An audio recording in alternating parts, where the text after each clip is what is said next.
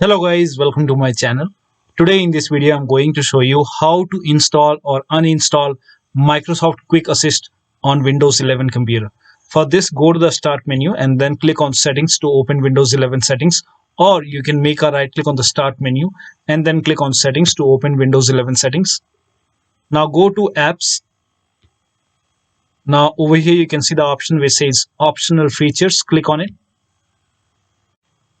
Now to install Microsoft Quick Assist, on the top here you can see the option which says add an optional feature.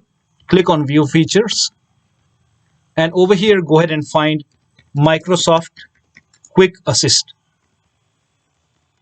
So here you can see Microsoft Quick Assist. Put a check in this box and then click on next and then click on install, and it will go ahead and install Microsoft Quick Assist on your computer. Now, before you install Microsoft Quick Assist, make sure that you are connected to the internet. So make sure you are connected and go to services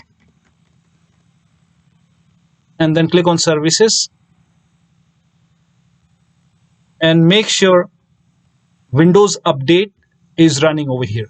So if Windows Update is not running, you might receive installation field error. So make sure startup type is set to automatic, and then click on apply, then click on start if highlighted, and then click on OK. With Windows Update selected, click on restart the service. So make sure that Windows Update service is running.